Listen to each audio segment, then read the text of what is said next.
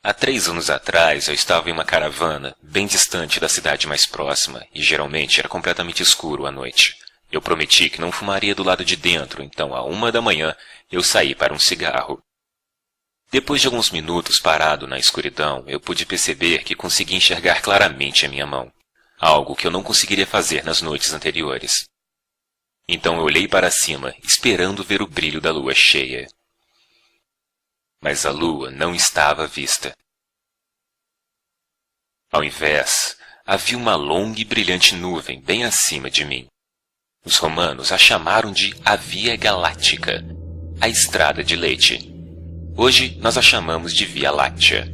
Para aqueles que perderam essa aula na escola, os fatos básicos são estes. Lembre-se de que um ano-luz equivale a 9,5 trilhões de quilômetros. A nossa galáxia tem um diâmetro de aproximadamente 100 mil anos-luz. O nosso Sol está localizado na extremidade de um dos braços espirais a cerca de 26 mil anos-luz do núcleo da galáxia. São necessários de 200 a 250 milhões de anos para o Sol completar uma órbita em volta do núcleo. Ao redor da galáxia, acima e abaixo do disco, numa auréola circular, existem aproximadamente 200 aglomerados globulares, que podem conter até 1 milhão de estrelas cada. A Via Láctea contém 200 bilhões de estrelas, aproximadamente. Esses números são essenciais para compreender o que é uma galáxia. Mas quando a contemplamos, alguma parte da mente humana protesta que não pode ser assim. Mas uma investigação das evidências nos leva à conclusão que é. E se você chegar a essa conclusão numa noite escura e limpa, quando olhar para cima, você pode ver algo que irá mudar a sua vida. É assim que uma galáxia se parece, vista de dentro, dos subúrbios do nosso Sol. Através de um binóculo, para cada estrela que você consegue enxergar com o olho nu, você verá mais 100 ao redor dela, todas suspensas numa névoa azul acinzentada. Se você olhar através de um telescópio barato e esperar que seus olhos se ajustem à escuridão e consigam se focalizar, você vai ver o que essa névoa realmente é. Mais estrelas. Como poeira se estendendo até onde se parece ser o infinito. Mas você tem que ter o conhecimento. Enxergar é só metade. Naquela noite, 3 anos atrás, eu sabia de um pouco das coisas que estavam lá fora. O tipo, a escala e a idade das coisas. A violência e a destruição. A energia pulsante. A gravidade inexorável. E o desespero da distância. Mas eu me senti seguro, porque eu sabia que meu mundo está protegido pela mesma distância que os outros temem. É como se o universo estivesse gritando na sua cara. Você sabe quem eu sou, o quão grande eu sou, o quão velho eu sou. Você pode sequer compreender o que eu sou, o que é você comparado a mim. Mas quando você aprende ciência, você pode sorrir para o universo e responder: cara, eu sou você. Quando eu olhei para a galáxia naquela noite, eu sabia que até o mais fraco cintilar de uma estrela era uma conexão real entre o meu olho ao longo de um fino raio de luz até a superfície de um outro Sol. Os fótons que os meus olhos detectam, a luz que eu vejo, a energia que interage com os meus nervos, vieram daquela estrela. Eu pensei que eu nunca poderia tocá-la, mas mesmo assim, algo que vem dela atravessa todo o vazio e me toca. Eu nunca poderia ter imaginado. Os meus olhos viram apenas pequenos pontos de luz, mas a minha mente enxergou muito mais. Eu vi as explosões de radiação gama das estrelas gigantes serem convertidas em energia pura pelas suas próprias massas. Flashes de luz que brilharam do outro lado do universo muito antes de a Terra ter se formado. Eu vejo o brilho invisível das micro-ondas da radiação de fundo deixado pelo Big Bang. Eu vejo estrelas vagando erroneamente a centenas de quilômetros por segundo e o espaço-tempo se curvando em volta delas. Eu até mesmo consigo ver milhões de anos no futuro. Aquele brilho azul irá explodir um dia, aniquilando todos os sistemas solares próximos, em um apocalipse que numa comparação faria a fúria dos deuses humanos parecer algo patético. Mas foi a partir de uma destruição dessas que eu fui formado. Estrelas morreram para que eu pudesse viver. Eu sou um produto de uma supernova. E você também.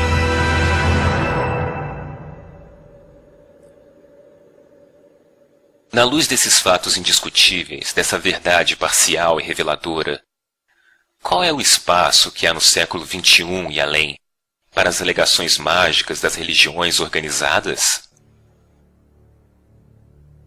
As primeiras religiões eram, por qualquer definição, primitivas. Por motivos de limitação de população, comunicação e regiões geográficas, elas nunca haviam crescido para nada além de uma preocupação local. Mas as religiões sofreram mutações através dos tempos e se tornaram mais sofisticadas, como que a cada geração os homens sagrados aprendessem o que funcionava ou não, o que deixava as pessoas obedientes e o que causava revolta. Quais ideias as pessoas podem facilmente evadir e quais iriam assombrá-las até o ponto em que elas teriam de rezar para conter o medo crescente. Quando a população cresceu devido ao desenvolvimento lento, porém certo do conhecimento, como se estivessem numa guerra, as religiões entraram numa corrida armamentista entre si. Dos deuses do vento, do trovão e do mar, as ameaças e as escalas de poder dos deuses cresceram a níveis supremos, ao ponto de que toda religião organizada possuía um deus que era onipotente, onibenevolente, onisciente, e palavras como infinito e eternidade são usadas sem escrúpulos, enquanto que todas as outras palavras são abertas a abuso até que elas signifiquem exatamente o que as religiões querem que elas signifiquem. Naquela noite sobre a Via Láctea, eu que tive a experiência, não posso chamá-la de uma experiência religiosa, porque eu sabia que ela não foi religiosa em nenhum sentido. Eu estava pensando sobre fatos e física, tentando visualizar o que realmente eu estava vendo, e não o que eu gostaria que fosse. Não existe uma palavra que exprima esse sentimento provindo dessa revelação científica, e não mística. O motivo disso é porque toda vez que alguém sofre esse deslumbre, a religião a rouba, simplesmente dizendo: "Ah, você teve uma experiência religiosa." E os espiritualistas vão dizer a mesma merda. E eles sempre ficam enfurecidos quando um ateísta como eu diz que só pode ter essas experiências depois de ter rejeitado qualquer coisa sobrenatural. Mas eu admito que depois dessas experiências, quando a realidade me atinge como um bilhete premiado de loteria, eu frequentemente penso sobre religião. E o quão sortudo eu sou por não ser religioso. Você quer aprender algo sobre Deus? Ok. Isto é uma galáxia. Se Deus existe, Deus fez isto. Olhe para ela, admire-a, aceite-a, se ajuste a ela, porque essa é a verdade e provavelmente não irá mudar muito. É assim que Deus fez as coisas. Deus provavelmente gostaria que você olhasse para ela, aprendesse sobre ela para tentar entendê-la. Mas se você não pode olhar, se você não quer nem tentar entender, o que isso diz sobre a sua religião? Como o bispo Ansel Andrews disse uma vez, quanto mais perto de uma igreja, mais distante de Deus. Talvez você precise se afastar da mesquita, se afastar da igreja, dos padres, dos romãs, dos livros, para ter qualquer chance de encontrar Deus. Esprema uma fração de uma galáxia na sua mente, então você terá uma ideia melhor do que está procurando. Quando você compreende, mesmo que parcialmente, a escala de uma única galáxia, você tem a impressão de desaparecer. E quando você se lembra das outras galáxias, você encolhe novamente centenas de bilhões de vezes. Então você se lembra o que você é. Os mesmos fatos que dizem quão insignificante você é, também explicam como você chegou até aqui. É como se você se tornasse mais real, ou talvez o universo se tornasse mais real. Repentinamente você se encaixa, você pertence, você não precisa se ajoelhar, você não precisa temer. Nesses momentos, a única coisa que você tem que fazer é continuar respirando. A matéria que o constitui desde quando você nasceu é tão velha quanto o cosmos. A forma pode ser nova e única, mas os materiais já têm 13,7 bilhões de anos de idade. Processados pela fusão nuclear em estrelas, moldado pelo eletromagnetismo, palavras frias para processos tão impressionantes. E esse bebê era você. É você. Você é impressionante. Não só está vivo, mas também tem uma mente. Qual tolo trocaria isso por qualquer bilhete premiado que já existiu? Quando eu comparo o que o conhecimento científico fez comigo e o que a religião tentou fazer, às vezes eu sinto calafrios. A religião diz às crianças que elas podem ir para o inferno e que elas têm de acreditar, enquanto que a ciência diz que elas vieram das estrelas e apresenta motivos nos quais elas podem acreditar. Eu já contei a diversas crianças sobre estrelas, átomos, galáxias e o Big Bang, e eu nunca vi o medo em seus olhos, apenas o encanto e a curiosidade. Elas querem mais. Por que as crianças nadam enquanto os adultos se afogam? O que aconteceu com a realidade entre a infância e a idade adulta? Será que alguém prometeu algo que é tão lindo que o nosso universo parece estúpido e vazio? Até assustador em comparação? Isso tudo ainda pode ter sido feito por algum criador, mas a religião fez parecer que é algo desagradável. A religião pinta tudo que não a si própria como algo profano e pecaminoso, enquanto embeleza e dignifica suas mentiras e erros, como um porco que veste a melhor das roupas. Em seu esforço de tentar nos impedir de enxergar a realidade, a religião se tornou a realidade que não podemos encarar. Veja o que a religião nos obrigou a fazer, com nós mesmos e para os outros. A religião roubou o nosso amor e a nossa lealdade e a deu para um livro, para um pai telepático que diz às suas crianças que o amor significa se curvar diante dele. Eu não sou pai, mas posso dizer que essas crianças vão crescer perturbadas. Não pode ser saudável para uma criança ou para uma espécie.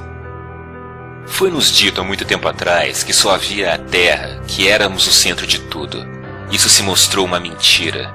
Nós ainda não nos ajustamos a isso. Nós ainda estamos em choque. O universo não é o que nós esperávamos que fosse. Não é o que eles nos disseram que seria. Esse entendimento cósmico é novo para nós, mas não há nada a temer. Nós ainda somos especiais. Nós ainda somos privilegiados.